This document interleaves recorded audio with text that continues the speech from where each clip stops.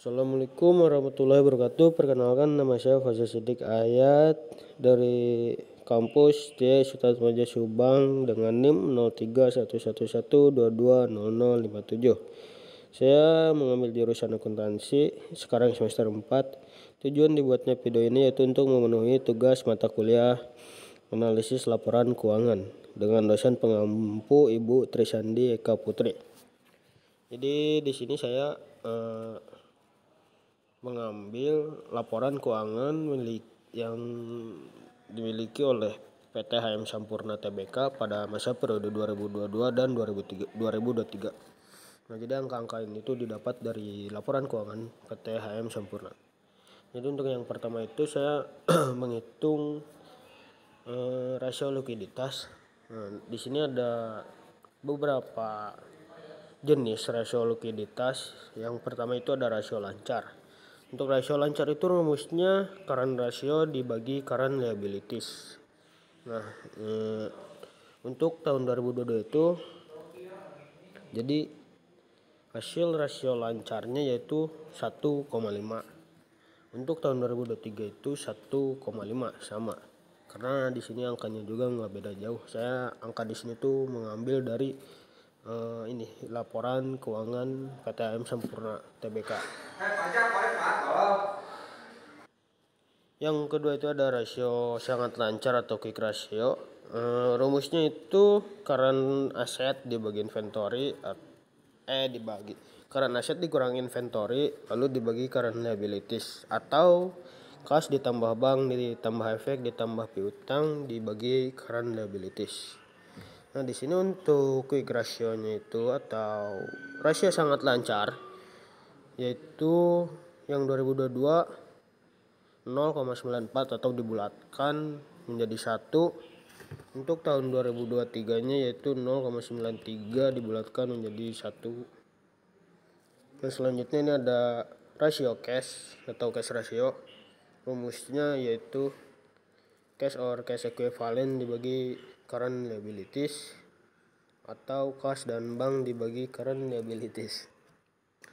Nah, untuk tahun 2022 itu hasil cash ratio-nya yaitu 0,13 atau 13%.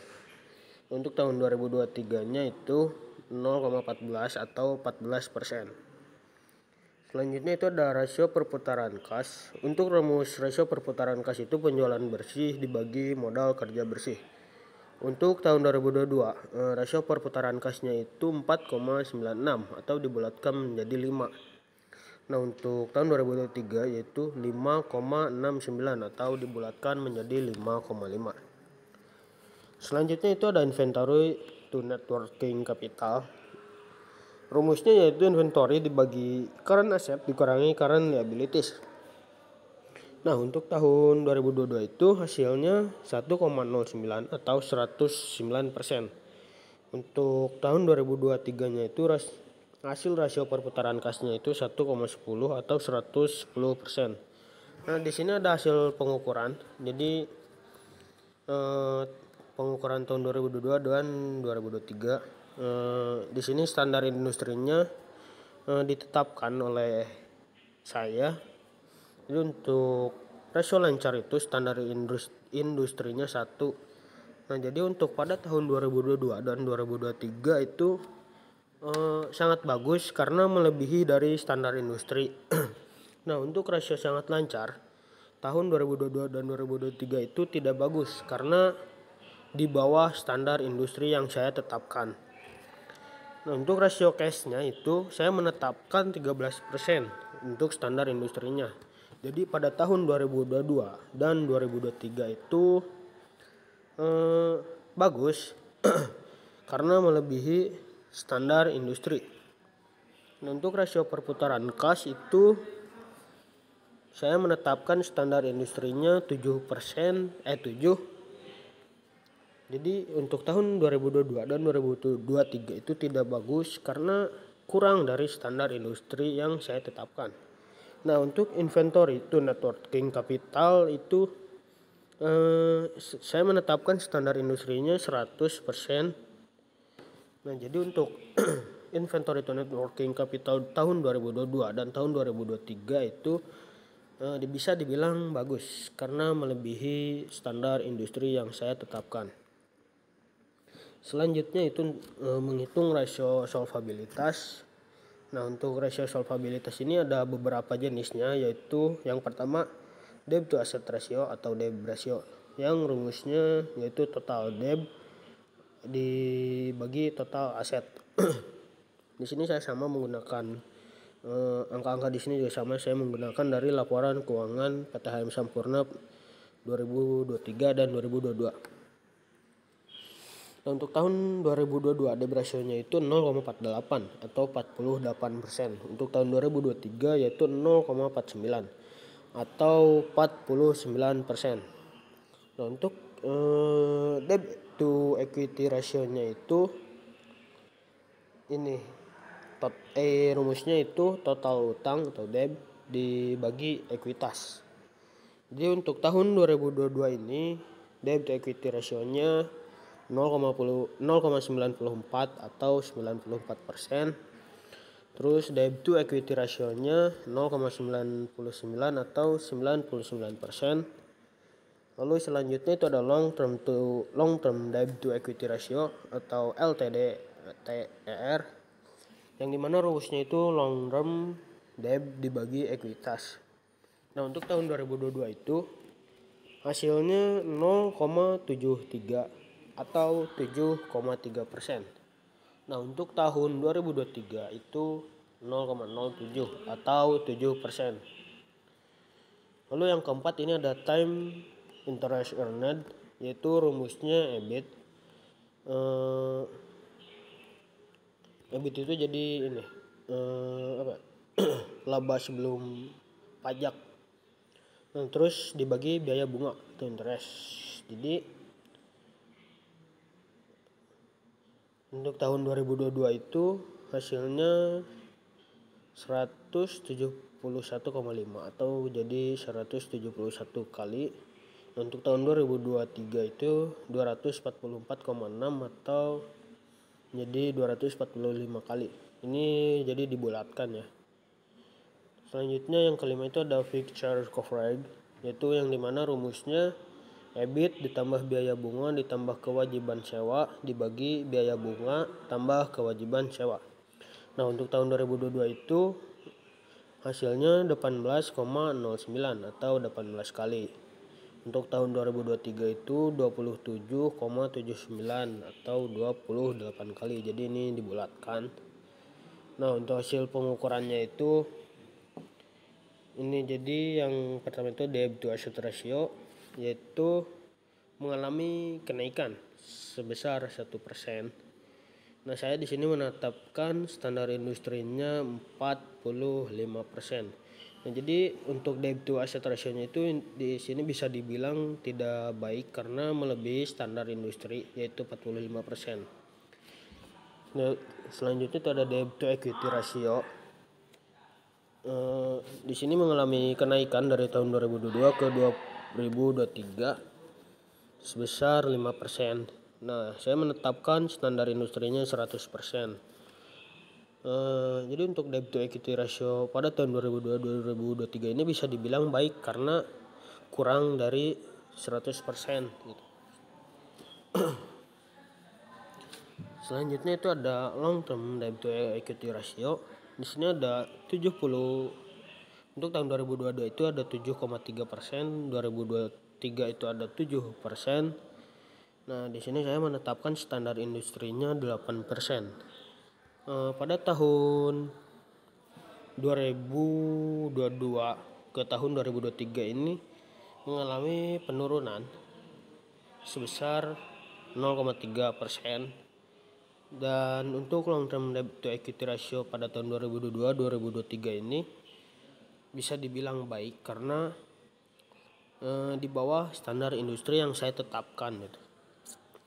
Nah, untuk time interest earned itu mengalami kenaikan pada tahun 2022 ke 2023. Terus saya di sini menetapkan standar industrinya 300 kali. Nah, jadi untuk time interest earned ini bisa dibilang baik karena di bawah standar industri. Lalu selanjutnya ada fixed charge coverage 2022 itu 18 kali, untuk 2023 itu 28 kali. Ini mengalami kenaikan pada tahun 2022 ke 2023. Dan saya di sini menetapkan untuk standar industrinya 20. Nah, untuk fixed charge coverage pada tahun 2022 itu bisa dibilang baik karena masih di bawah standar industri. Dan untuk 2000 fixed charge coverage 2023 itu bisa dibilang tidak baik karena melebihi standar industri yang saya tetapkan. Selanjutnya itu rasio aktivitas. Nah, rasio aktivitas ini ada beberapa jenis juga. Jadi yang pertama itu ada perputaran piutang atau receivable turnover, yaitu rumusnya penjualan kredit dibagi rata-rata piutang. Nah, untuk receivable turnover ini jadi menghitungnya hanya pada tahun 2023. Tadi kan ada tahun 2022. Nah, untuk ini tuh jadi dihitungnya hanya 2023 gitu. Nah, receivable turnover ini hasilnya 21,90 atau 22 kali. Nah, untuk rata-rata piutang itu didapatkan dari jumlah total piutang tahun 2022 dan 2023 lalu dibagi 2 itu menjadi rata-rata piutang. Selanjutnya itu ada hasil rata-rata perputaran piutang atau days of receivable. Rumusnya yaitu piutang rata-rata dikali 360 dibagi penjualan kredit atau jumlah hari dalam 1 tahun dibagi perputaran piutang. Nah, untuk di sini juga sama menghitungnya hanya pada tahun 2023, yaitu jadi 360 dibagi hasil ini tadi 22 menjadi 16,36 atau 16 kali. Selanjutnya itu ada perputaran persediaan atau inventory turnover. Nah, di sini ada 2 rumus. Jadi menurut James C. Van Hom, rumus inventory turnover itu yaitu harga pokok barang yang dijual dibagi persediaan. Nah, untuk menurut J. Fredeston, inventory turnover itu dibagi penjualan rumusnya itu penjualan dibagi persediaan. Nah, jadi untuk tahun 2022 itu hasilnya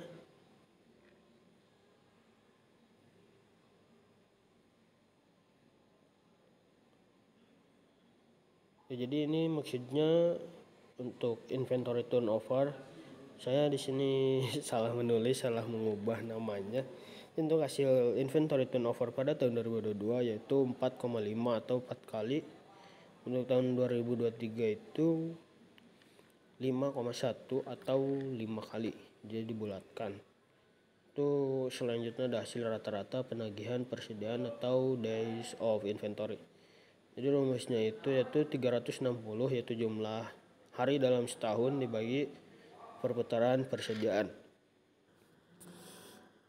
Nah, untuk tahun 2022 itu days of inventory hasilnya 90 hari. Untuk 2023 itu 72 hari.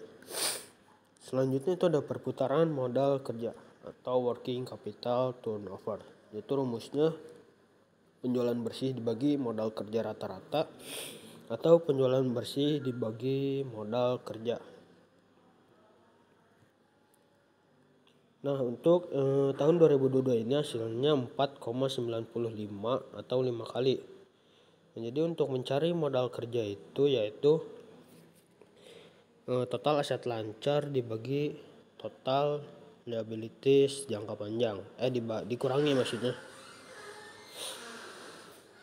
Dan itu hasilnya menjadi modal kerja.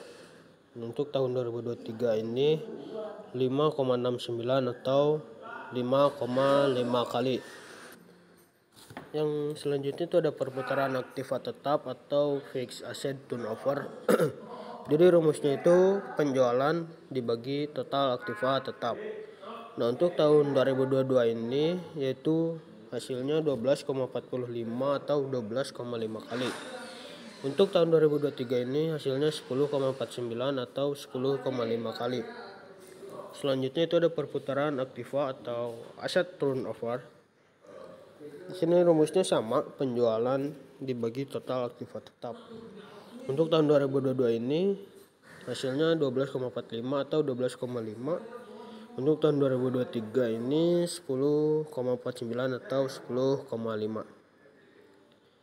Nah, sini ada hasil pengukuran. Untuk perputaran piutang itu 2023 22 kali. Saya menetapkan standar industrinya 20. Jadi bisa dibilang baik karena melebihi standar industri. Untuk hasil rata-rata perputaran piutang itu hasil tahun 2023 ini 16 kali. Saya menetapkan standar industrinya 15. Jadi bisa dibilang untuk hasil rata-rata perputaran piutang itu sangat baik karena melebihi standar industri yang saya tetapkan. Untuk perputaran persediaan 2022 ini 4 dan 2023 ini 5. Ini mengalami kenaikan 1 kali. Saya menetapkan standar industrinya 10. Ini bisa dibilang untuk perputaran persediaan ini tidak baik karena kurang dari standar industri. Lalu selanjutnya ada hasil rata-rata penagihan persediaan. Tahun 2022 ini 90 hari, untuk tahun 2023 ini 72 hari. Dan saya di sini menetapkan standar industrinya 80 hari. Untuk hasil rata-rata penagihan persediaan ini mengalami penurunan dari tahun 2022 asalnya 90 hari turun menjadi 72 hari pada tahun 2023. Nah, untuk pada tahun 2022 ini sangat baik karena melebihi standar industri. Dan untuk tahun 2023 ini tidak baik karena kurang dari standar industri. Selanjutnya itu perputaran modal kerja atau working capital turnover pada tahun 2022 sebesar 5 kali dan pada tahun 2023 5,5 kali. Standar industrinya di sini saya menetapkan 5. Nah, untuk perputaran modal kerja itu sangat baik karena melebihi standar industri. Lalu selanjutnya perputaran aktiva tetap pada tahun 2022 itu 12,5 dan pada tahun 2023 itu 10,5. Dan saya menetapkan standar industrinya 10. Untuk perputaran aktiva tetap ini pada tahun 2022 dan 2023 itu sangat baik karena melebihi standar industri yang saya tetapkan. Lalu selanjutnya itu perputaran aktiva. Di sini sama pada tahun 2022 12,5, pada tahun 2023 10,5. Saya menetapkan standar industrinya 10. Sini sangat baik perputaran aktivanya karena melebihi standar industri. Dan pada tahun 2022 itu ke 2023 mengalami penurunan 2%. Nah, selanjutnya itu ada rasio profitabilitas. Untuk rasio profitabilitas ini ada beberapa jenis. Yang pertama ada profit margin atau profit margin on sales. Nah, di sini ada 2 rumus. Jadi untuk menghitung margin laba kotor dan margin laba bersih. Untuk margin laba kotor itu rumusnya penjualan bersih ditambah HPP dibagi sales. Untuk tahun 2022 ini sebesar 0,14 atau 14%, dan untuk tahun 2023 ini 0,16 atau 16% untuk margin laba kotornya. Lalu di sini ada margin laba bersih, yaitu rumusnya earning after interest and tax dibagi sales. Nah, untuk tahun 2022 ini hasilnya 0,076 atau menjadi 7,6%. Untuk tahun 2023 ini 0,089 atau 8,9%. Nah, selanjutnya itu ada return on asset ROA. Itu rumusnya earning after interest and tax dibagi total aset. Nah, untuk tahun 2022 ini hasilnya 0,116 atau 11,6%. Untuk tahun 2023 ini 0,14 atau 14%. Lalu selanjutnya ada return on investment atau ROI. Itu rumusnya earning after interest and tax dibagi investment. Di sini karena di laporan keuangannya itu tidak ada investasi, jadi tidak dihitung untuk rumus return on investment ini. Selanjutnya yang keempat ada return on equity (ROE). Rumusnya earning after interest and tax dibagi equity. Nah, untuk tahun 2022 ini hasilnya 0,227 atau 22,7%. Dan untuk tahun 2023 ini hasilnya 0,28 atau 28%. Selanjutnya menghitung laba per lembar saham. Jadi laba per lembar saham ini rumusnya laba saham biasa dibagi jumlah saham yang beredar. Nah, karena di laporan keuangan PT HM Sampurna pada tahun 2022 dan 2023 ini sudah ada ditentukan untuk laba per lembar sahamnya, jadi saya langsung dituliskan. Jadi untuk tahun 2022 itu laba per lembar sahamnya 42, dan untuk tahun 2023 ini 53. Ini ada hasil pengukuran. Jadi untuk profit margin ini mengalami kenaikan pada tahun 2022 ke 2023. Nah, saya di sini menetapkan standar industrinya 5. Bisa dibilang untuk profit margin ini sangat baik karena melebihi standar industri. Lalu untuk return on asset (ROA) pada tahun 2022 mengalami kenaikan pada tahun 2023. Pada tahun 2022 ini 11,6%, tahun 2023 ini 14%. Saya di sini menetapkan standar industrinya 10%. Jadi bisa dibilang untuk return on assetnya sangat baik pada perusahaan ini karena melebihi standar industri yang saya tentukan. Ini untuk return on investment itu tadi kan tidak dihitung, jadi nggak ada hasil pengukurannya. Terus return on equity (ROE). Nah, pada tahun 2022 ini return on equity-nya 22,7%. Pada tahun 2023 ini 28%. Di sini saya menetapkan standar industrinya 20%. Nah, untuk return on equity ini mengalami kenaikan dari tahun 2022 ke 2023. Lalu bisa dibilang baik untuk return on equity ini karena melebihi standar industri yang saya tetapkan. Lalu ini laba per lembar saham. Untuk tahun 2022 ini 42, dan untuk 2023 53, dan di sini saya menetapkan standar industri 40. Nah, bisa dibilang untuk laba per lembar sahamnya baik karena melebihi standar industri, dan laba per lembar saham ini mengalami kenaikan dari tahun 2022 ke 2023. Mungkin cukup sekian dari saya.